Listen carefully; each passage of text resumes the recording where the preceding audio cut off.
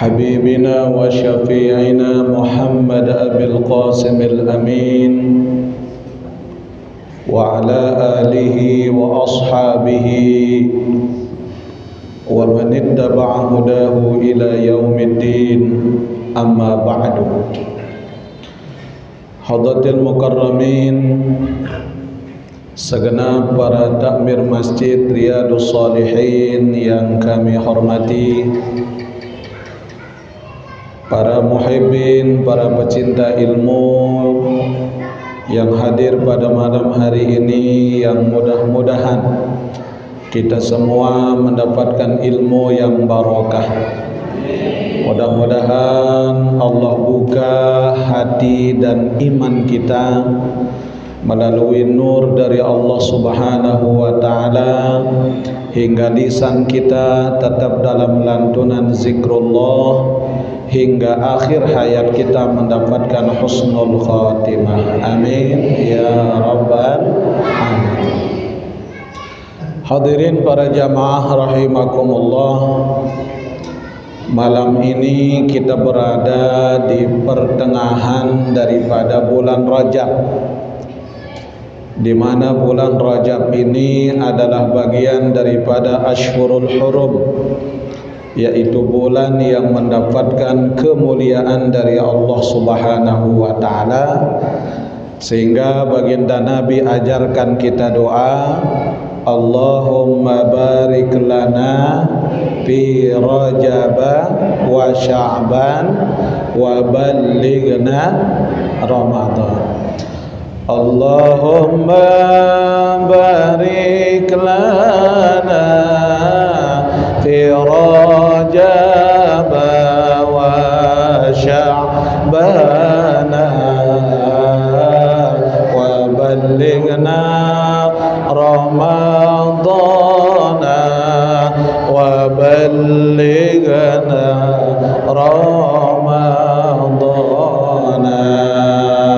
Allahumma barik lana fi Rajab wa Sya'ban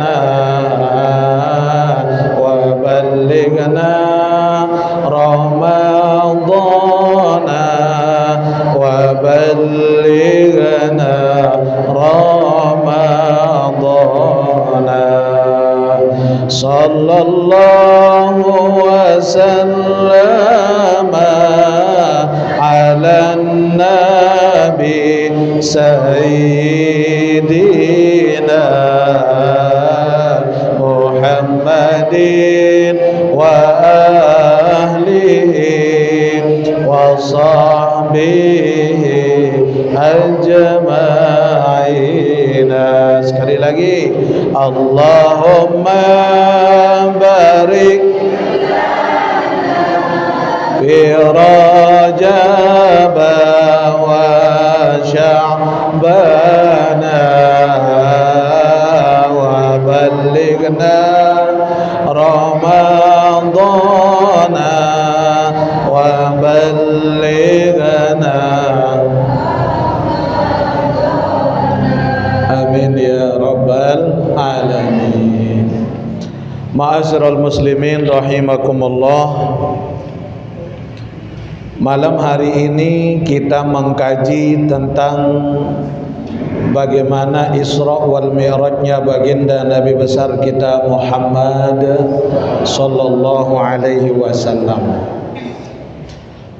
Ketika kita berbicara tentang Isra wal Mi'raj, Isra wal Mi'raj niki adalah suatu peristiwa agung yang tidak bisa kita pikirkan dengan menggunakan akal dan logika kasar kita sebagai manusia.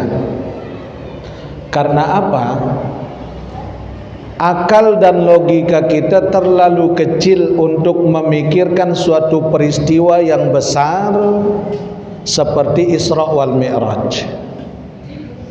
Karena Bapak Ibu yang dimuliakan Allah, ketika kita berpikir dengan menggunakan akal kasar ini, maka tentu kita katakan mustahil baginda Nabi akan melakukan hal yang demikian, karena beliau berjalan dari Haram menuju Aqsa, dari Aqsa naik ke langit pertama sampai langit ketujuh, hingga lebih atas dari itu kepada Sidratul Muntaha, lebih tinggi lagi sampai tidak ada orang yang tahu kecuali Allah dan Rasulnya, dan baginda Nabi kembali sebelum masuk waktu subuh. Akal kita tidak akan mampu mencerna peristiwa ini, namun hanya bisa dipikirkan dengan iman kepada Allah, hanya dengan iman. Kenapa? Kalau Allah sudah berkehendak, tidak ada sesuatu yang mungkin dalam hidup ini.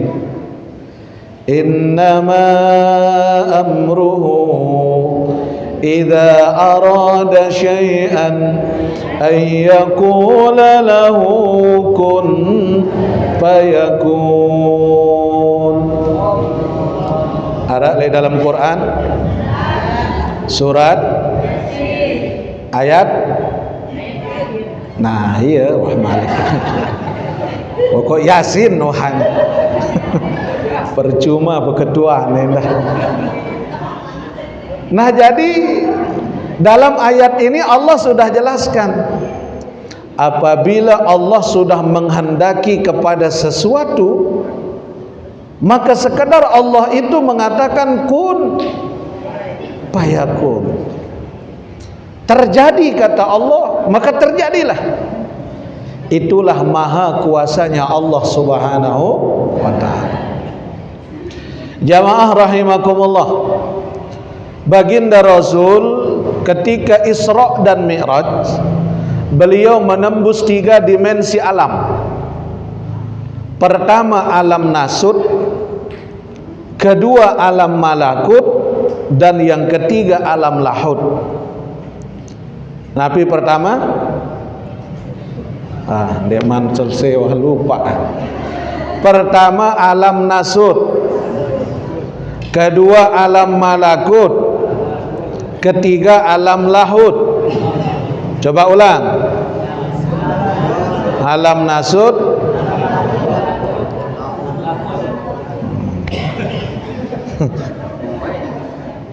ingat lagu lain waktu masih kode nabo? Belajar di waktu kecil bagi mengukir di atas baru doang masalah wah ya Allah di atas batu.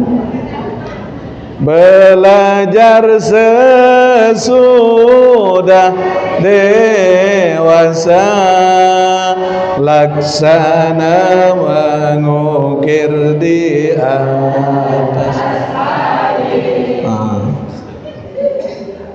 Inilah kita. Kalau belajar di usia tua, di usia dewasa, laksana mengukir di atas, makin tebarak wah lupa ada. Apa ibu? Ibu? Tiang ingat dulu waktu arak sekolah PBH, pemberantasan buta huruf. Nggih, sekolah toak-toak nu. Ada ibu guru ngajar inak-inak, dibuatin gambar pepaya, ditulisin pepaya. Ibu coba diaja apa-apa, ayah baca semua pepaya, ulangi pepaya, si Daina baca gedang. Itulah kita kalau usia tua pengen yang instan. Nah kembali, pertama alam malak, alam nasut.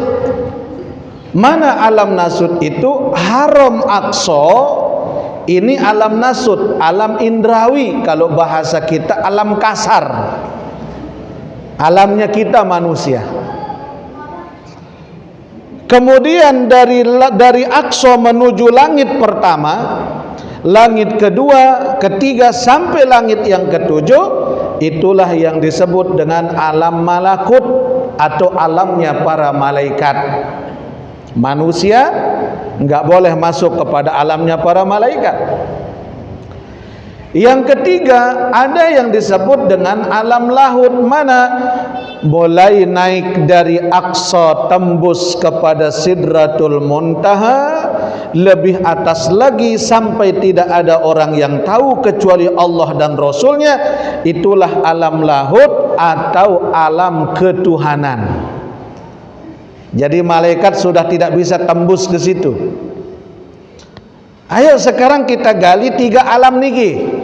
Yang pertama ada alam nasut, haram aqsa, ini alam nasut. Apa alam nasut? Alam kasar. Oleh sebab itu jamaah, baginda Nabi SAW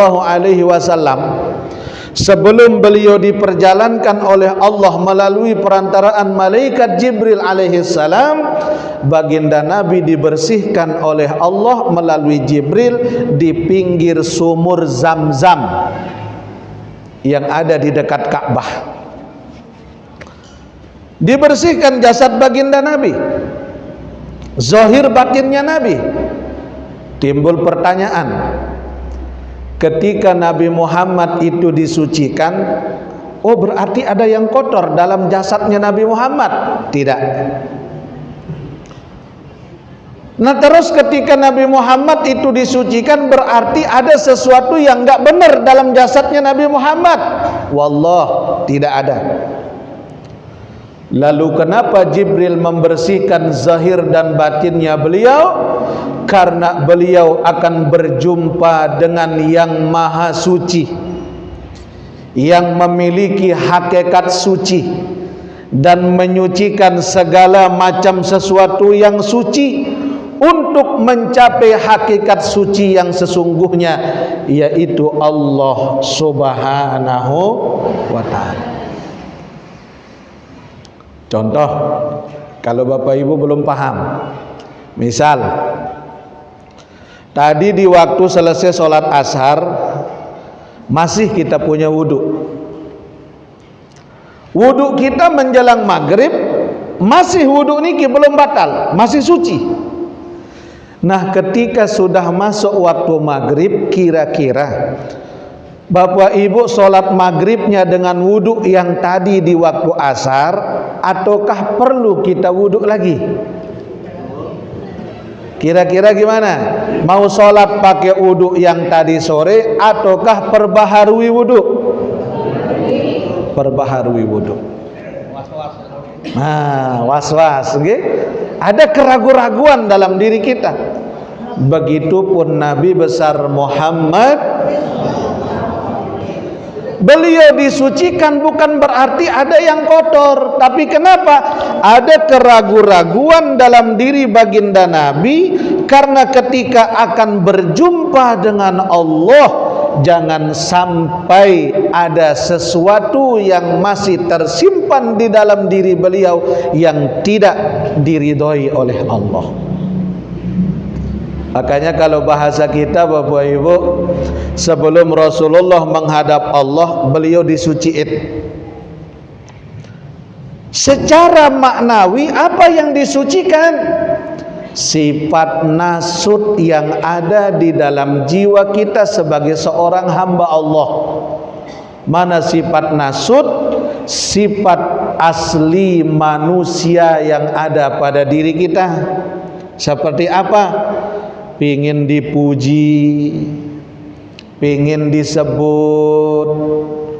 Kalau sedikit dia punya nikmat, minder. Orang lain dapat nikmat, sakit kepala. Okay? Dengan lalu haji, ya seteruk.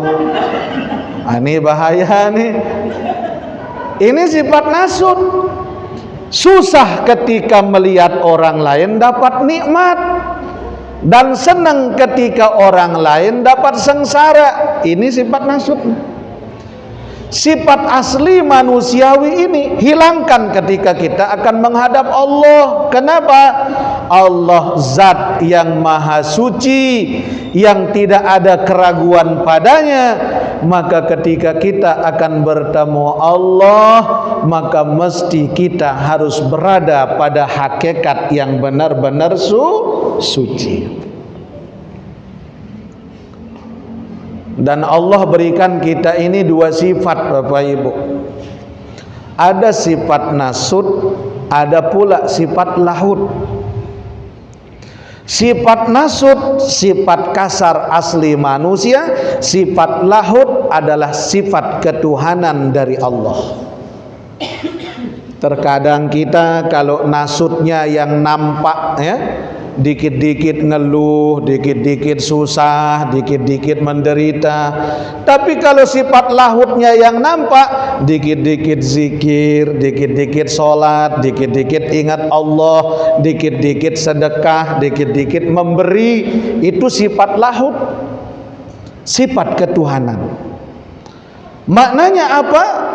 Sebelum kita mengerjakan ibadah, sebelum kita menghadap Allah Subhanahu wa ta'ala, yang zahir dalam diri badan ini bersihkan, mulai dari mata, kemudian telinga, kemudian hidung, kemudian mulut, kemudian tangan, terus kaki dan kemaluan. 7 anggota badan ini mesti bersih sebelum kita menghadap Allah. Terkadang badannya bersih, badannya suci. Lagu ni ndin tahu teduk. Ya Allah. Inilah yang menjadikan ibadah kita kepada Allah tidak punya rasa. Hingga banyak kita yang sholat itu sekedar badannya saja, tapi hati masih gelisah. Sholat sekedar jasmaninya saja, tapi ruhaninya masih menderita. Makanya nih, mulai dari sini Allah sebutkan dalam Al-Quran, Subhanalladzi asra bi'abdihi laylan minal masjidil haram ilal masjidil aqsa alladzi barakna hawlah linuriyahu min ayatina innahu huwas sami'ul basir.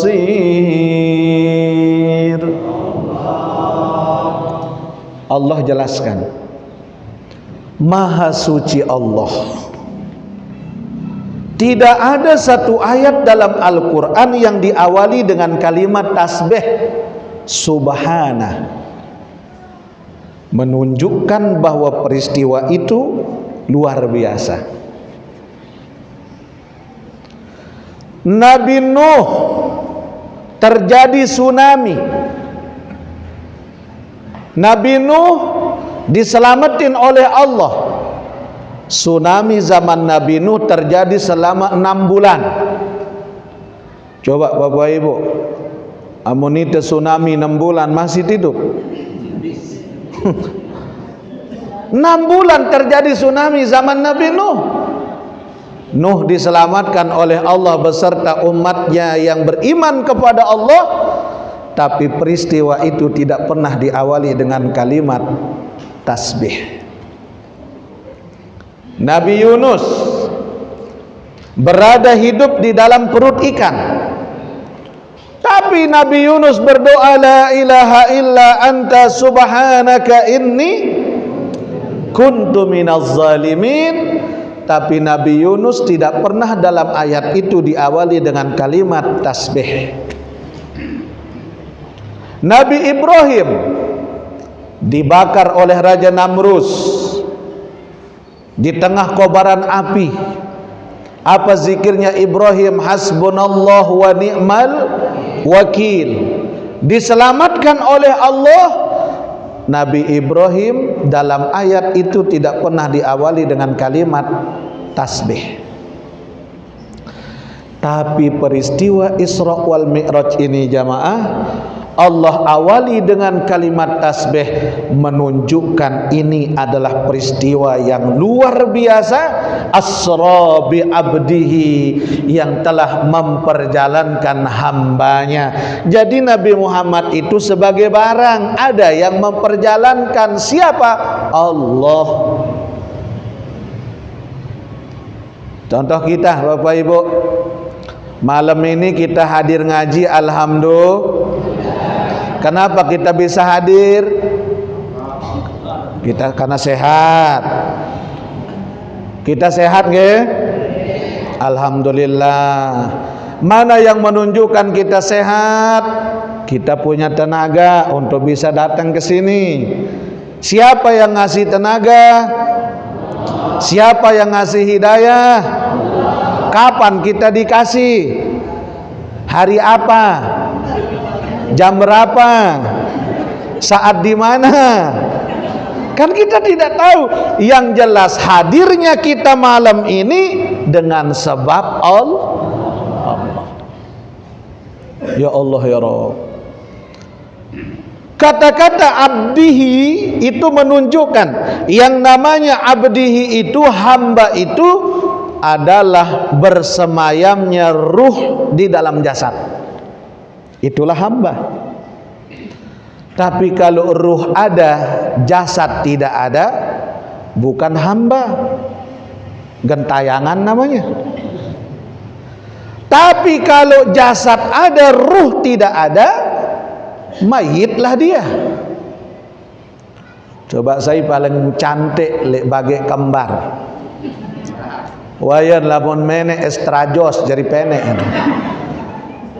Coba taruh di depan, siapa yang mau bawa ketika tidak punya ruh, cuman jasad doang? Ada mele jauh lek.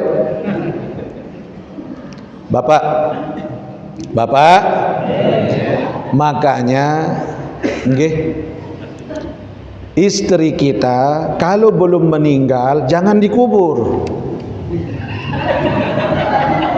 Nggih? Kalau belum meninggal jangan dikubur. Kecuali kalau sudah meninggal. Begitupun kita. Artinya apa? Yang diperjalankan itu pada diri baginda Rasul jasad dengan ruhnya, berarti sempurna seperti ini. Beliau akan berjumpa dengan Allah. Ya Allah ya Rabb. Setelah suci, barulah baginda Nabi diperjalankan oleh Allah dari Haram ke Aqsa. Itu pun perjalanan yang luar biasa, banyak ujiannya, banyak godaannya. Makanya Bapak Ibu, ketika seseorang ingin menjadi orang yang jauh lebih baik daripada sebelumnya, ujiannya pasti banyak. Karena ujian jadi orang baik itu banyak Bapak Ibu. Baru naik ke masjid, mama dedeh. Baru pegang tasbih, so alim. Itu ujian kebaikan. Makanya jamaah rahimakumullah, tanda seseorang yang sudah bersih hatinya, tanda seseorang yang sudah bersih jiwanya, bersih ruhaninya, apa kata Allah dalam hadis qudsi? Ketika engkau dalam hidupmu sering menyalahkan orang lain, maka ketahuilah sesungguhnya perjalananmu masih jauh kepadaku, kata Allah. Namun apabila kamu sudah mulai sering menyalahkan dirimu sendiri, maka itu artinya perjalananmu sudah lebih dekat lagi kepadaku, kata Allah. Namun apabila kamu sudah tidak mau menyalahkan siapa-siapa atas apa yang kamu alami, maka itu artinya kamu sudah sampai kepadaku, kata Allah. Ini kalimat yang luar biasa. Artinya apa? Ketika dalam hidup kita masih menyalahkan orang lain, maka itu artinya hati kita masih kotor. Ruhani kita masih terjangkit dengan penyakit. Penyakit apa? Penyakit keakuan. Kan yang salah dia, berarti kita yang benar. Yang bodoh dia, Pak. Berarti kita yang pintar. Yang maksiat dia, Pak. Berarti kita yang taat. Hati-hati, jebakan Allah itu luar biasa. Makanya Allah katakan, ketika dalam hidupmu kamu sering menyalahkan orang, itu artinya perjalananmu masih jauh kepadaku. Masih kita terikat dengan dunia, masih kita terikat dengan nama baik. Tapi jikalau dalam hidupmu engkau sudah mulai berani menyalahkan dirimu sendiri, maka itu artinya perjalananmu sudah mulai lebih dekat akan aku, kata Allah. Dia salahin dirinya, aku salah ya Allah, saya yang dosa ya Rabb, saya yang tidak berguna ya Allah, ibadah saya belum ada apa-apanya ya Allah. Kata Allah, itu artinya kamu sudah mulai lebih dekat dengan aku. Lebih karena apa? Karena tidak berani menyalahkan orang lain, namun menyalahkan diri sendiri itu lebih baik jalan Allah untuk mengampuni dosa-dosa kita. Amin. Namun yang ketiga, apabila kamu sudah tidak menyalahkan siapa-siapa tentang apa yang kamu alami, maka itulah artinya engkau sudah sampai kepadaku. Artinya disinilah makom ridho itu. Ridho terhadap anugerah Allah, ridho terhadap segala yang diberikan oleh Allah, yang baik ataupun yang tidak baik menurut logika kita manusia. Sesungguhnya tidak ada sesuatu yang akan terjadi kalau tidak atas izin Allah. Makanya ini bersih nih baginda Rasul. Barulah naik dari Aqsa menuju langit pertama hingga sampai kepada langit yang ketujuh. Disitulah baginda Nabi berjumpa dengan ruhnya Rasul-Rasul terdahulu. Beliau berjumpa dengan Nabi Adam, berjumpa dengan Nabi Musa hingga langit yang ketujuh. Itulah alam malakut, alamnya para malaikat Allah, yang semua malaikat di langit semuanya berzikir, semuanya bertasbih, semuanya bersujud, kecuali saat Nabi Muhammad itu melewati semua pintu langit. Malaikat diperintah oleh Allah untuk berdiri menyambut datangnya Nabi Muhammad, hingga malaikat yang biasanya bertasbih di stop tasbihnya, malaikat yang sujud bangun dari sujudnya menyambut kedatangan beliau dengan kalimat apa? La ilaha illallah,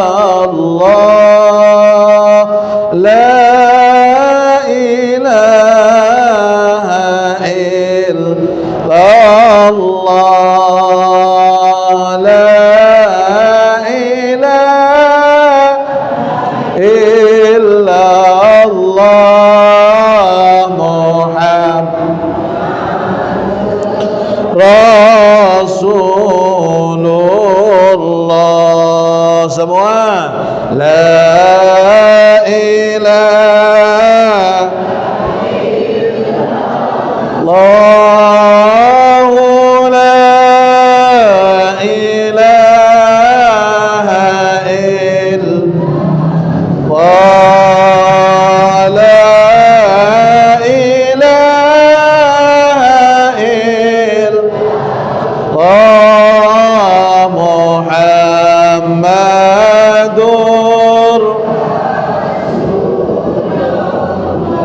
Semua malaikat di langit menyambut kedatangan baginda Nabi, hingga baginda Rasul melihat ada satu malaikat yang dilihat oleh baginda Rasul sambil dia membaca la ilaha illallah Muhammadur Rasulullah. Malaikat itu selalu berhitung. Maka Nabi heran.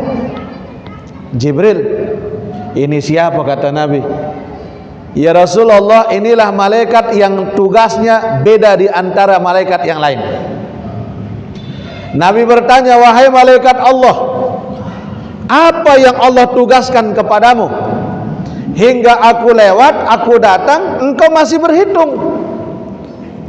Kata malaikat ini, ya Rasul, sesungguhnya saya diperintahkan oleh Allah seumur hidup saya untuk menghitung berapa jumlah tetesan air hujan yang jatuh ke bumi. Pira luwe air hujan si terik di pak bumi niki, itu yang dihitung oleh malaikat ini. Berapa air hujan yang jatuh ke gunung, berapa titik air hujan yang jatuh ke daun, berapa bintik air hujan yang jatuh ke laut, berapa titik air hujan yang jatuh ke bumi, itu bagian saya ya Rasulullah. Nabi bertanya, adakah sesuatu yang tidak bisa kamu hitung? Kata Nabi. Apa jawab malaikat ini? Ada ya Rasulullah. Bagaimanapun jumlahnya air hujan yang turun, yang jatuh dari langit ke bumi, bisa aku hitung banyaknya. Cuma satu yang aku tidak bisa menghitungnya ya Rasul. Apa itu kata Nabi?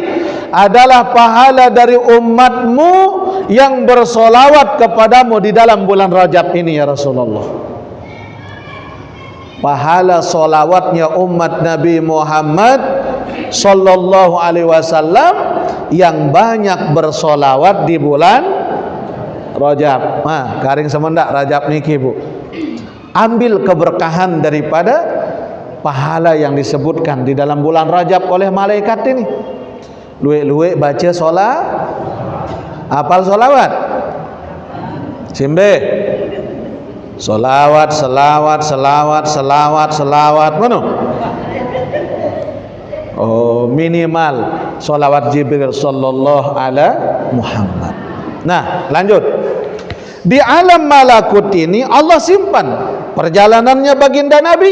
Setelah alam malakut sampai pada langit yang ketujuh, puncak daripada langit ketujuh, disitulah malaikat Jibril berhenti. Apa kata Jibril? Ya Rasulullah, mohon maaf aku tidak bisa menemani engkau untuk berjumpa dengan Allah. Karena kalau aku ikut bertemu Allah akan hancur aku ini. Kata Nabi Jibril, tidakkah Allah itu cahaya? Engkau juga cahaya. Apa iya cahaya ketemu cahaya bisa hancur? Kata Jibril, memang ya Rasulullah, aku ini adalah cahaya, tapi cahaya yang ada di dalam diriku adalah cahaya pancaran daripada cahayanya engkau ya Rasulullah. Tapi kalau nur yang ada di dalam dirimu, cahaya yang ada di dalam tubuhmu adalah langsung cahaya dari Allah subhanahu wa ta'ala, maka yang bisa bertemu Allah adalah engkau ya Rasulullah. Contoh nih, ini lampu 20 watt gandeng sama lampu 2000 watt. Kira-kira yang 20 watt niki ada nampak enggak cahayanya? Enggak bakal nampak. Bahkan ketika terlalu lama disandarkan, didempetin dengan lampu yang 2000 watt, bisa hancur itu yang 20 watt. Kenapa? Tidak mampu menahan keras cahaya yang ada di sampingnya. Begitulah Jibril. Makanya baginda Rasul naik menuju alam ketuhanan, alam ilahiyah. Rasul tidak memiliki siapa-siapa, nembus kepada Allah. Apa salamnya Nabi? At-tahiyatul mubarakatus salawatut thayyibatu lillah. Aku hadapkan diriku kepadamu ya Allah. Yang kuharapkan kata Nabi, keberkahan dan kesejahteraan yang terbaik darimu ya Allah. Dijawab oleh Allah, Assalamu alayka ayyuhan nabiyyu wa rahmatullahi wa barakatuh.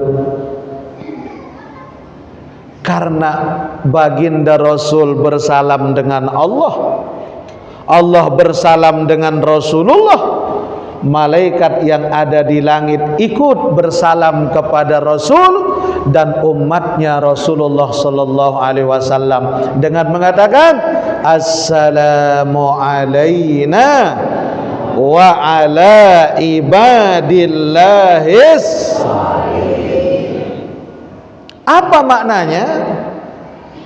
Inilah pertemunya antara sifat dengan zat, dan dijawab lagi oleh zat kepada sifat.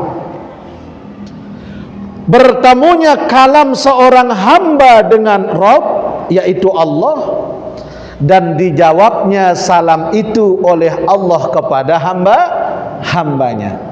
Makanya kalau bahasanya kita, Isra Mi'raj itu adalah proses melangitkan manusia menuju alam ketuhanan dan kembali ke bumi untuk berkontribusi kepada buminya Allah. Itulah Isra Mi'raj. Nah, sekarang kita kaji. Nabi sallallahu alaihi wasallam pulang dari Mi'raj membawa oleh-oleh sholat 5. Timbul pertanyaan, kok kenapa sholat bukan yang lain?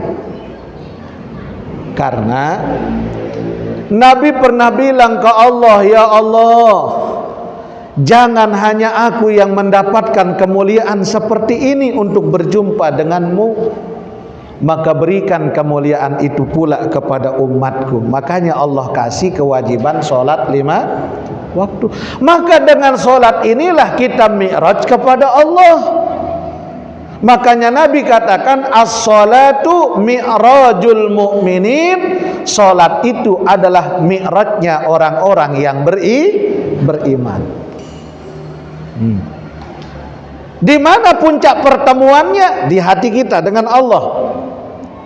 Qalbul mu'min Baitullah. Hati orang yang beriman itu adalah rumahnya Allah. Maka kita menghadap Allah sebagaimana baginda Nabi. Coba Bapak Ibu yang dimuliakan Allah, Rasulullah itu mi'raj berjumpa dengan siapa? Allah.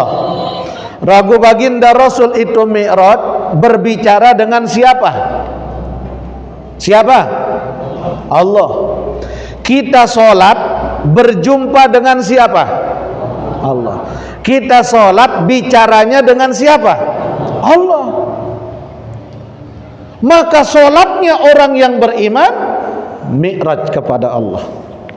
Cuma mana sholat yang mi'raj? Yaitu sholat yang bisa menghadirkan ruhaninya ikut mengerjakan ibadah itu kepada Allah.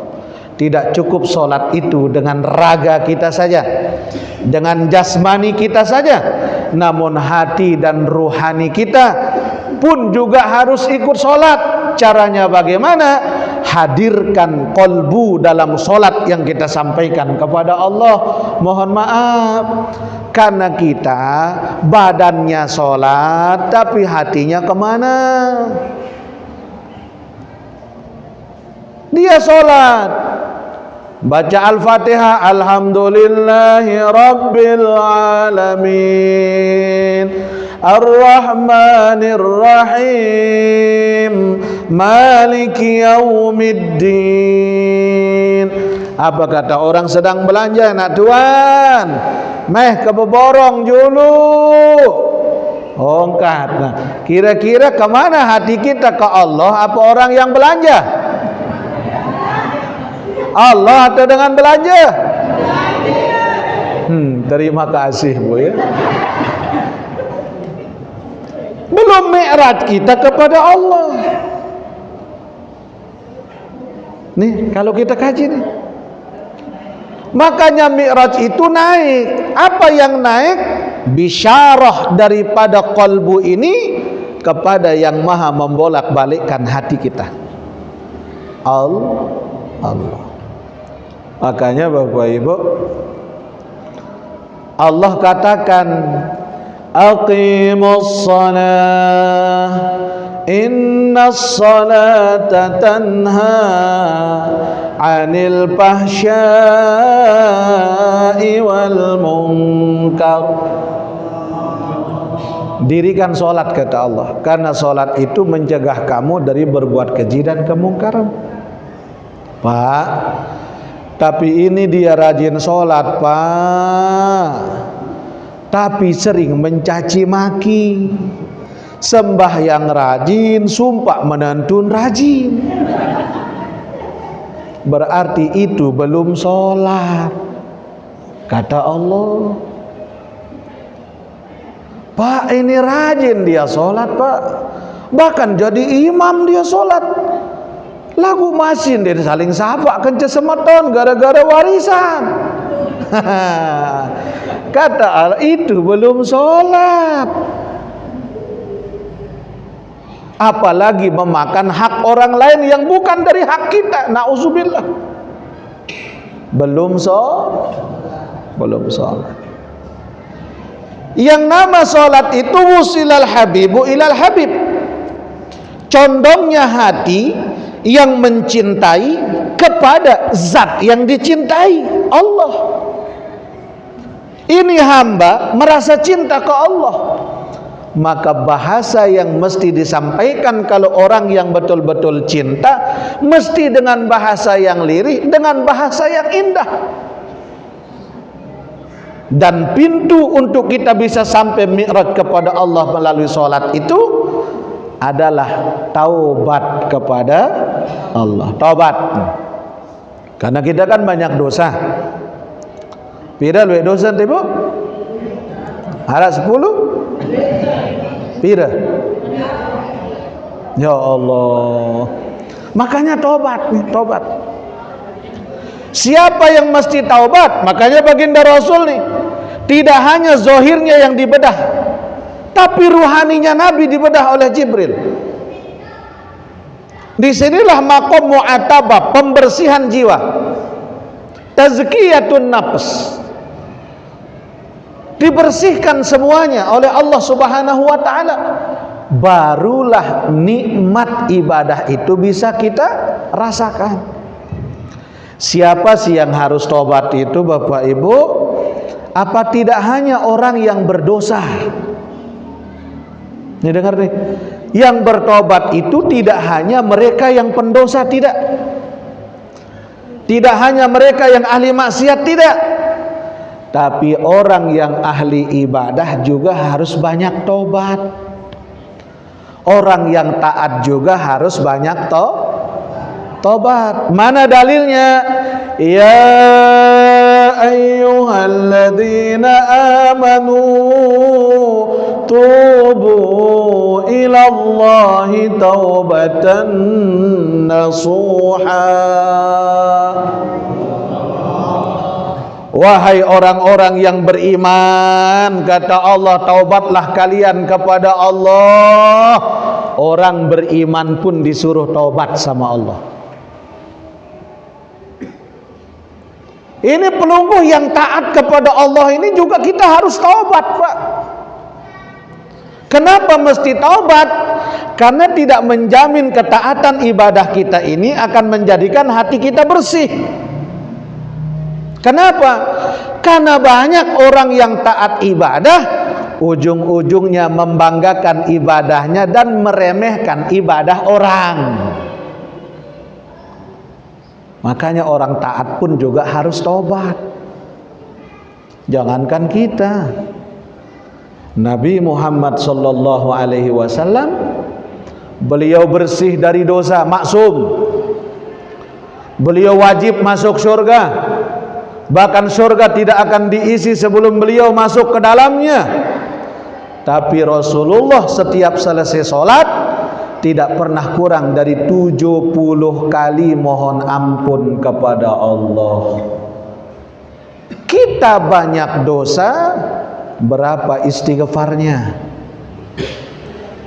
Hei, hello. Berapa istighfarnya sehabis sholat, Bu? 3 kali. Gayanya Kita banyak dosa, istighfarnya cuma 3. Rasulullah tidak punya dosa, istighfarnya 70. Semel. Ya Allah ya Rabb. Nah, setelah taubat ini terjadi pada diri hamba, barulah Allah buka basyirah di dalam hati kita hingga kita mampu merasakan nikmatnya ibadah. Disitulah ketika nikmat ibadah itu, disitulah mi'raj kepada Allah. Paham niki? Hara Isa wah ni. Nggih. Tiang makin ada Isra Mi'raj le perina. Nggih. Nah, jamaah rahimakumullah. Nah, tiang tambah sedikit. Isra Mi'raj ini nggih, Allah kasih kita hadiah. Namanya salat. Contoh nih. Misal saya punya bos. Nah, atau Pak Kaling lah. Pak Kaling punya bos, yaitu saya. Kemudian tiang bilang apa ke Pak Kaling? Pak Kaling, ini tiang titip hadiah untuk ibu di rumah. Salam jokina, nggih. Nah, kasih inak di rumah. Ini ada gamis dari saya. Salam takzim ke beliau. Ini hadiah dari saya, tolong dipakai. Kira-kira Pak Kaling yang dititipin hadiah untuk ibunya senang apa tidak? Senang? Dan Pak Kaling yang menyampaikan hadiah ini kepada ibunya, camoh apa ndek? Senang. Pak Kaling bilang ke ibunya beliau, Assalamualaikum bunda. Waalaikumsalam anakku. Niki bu arak hadiah teman Pak Tuan Guru tebeng sida gamis. Alhamdulillah. Angkat kadun gamis Senin deh. Nggih. Akhirnya yang bilang apa ke Pak Kaling? Assalamualaikum Pak Kaling. Tolong sampaikan salam saya sama inak di rumah, sama ibu. Nanti hari Sabtu kita Isra Mi'raj di pondok. Suruh ibu datang ya. Anggi siap, kata Pak Kaling. Pak Kaling bilang apa? Bu, salam leman Pak Tuan Guru. Na Isra Mi'raj le pondok, le peraya, le mak jelo Sabtu. Salam Pak Tuan Guru, le mak debodait. Kadu gamis si Rubin tebeng si Denu. Pakai gamis itu. Hogi anak. Dipakailah gamis hadiah dari saya. Dipakai untuk ketemu saya.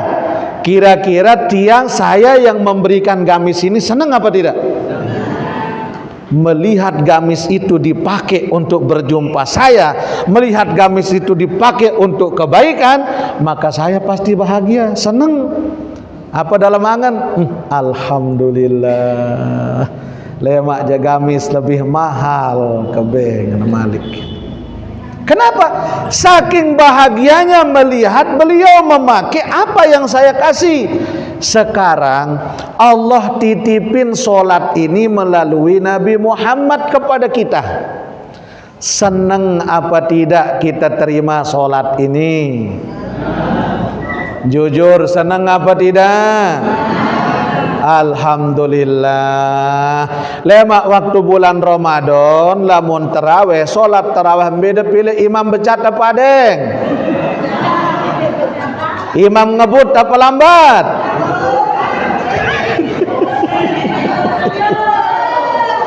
Iya dan seneng lagu ndin keruang. Ibu, hello. Ini merebut bilang, hayya 'alas shalah. Orang sedang bagi BLT. Salat apa BLT?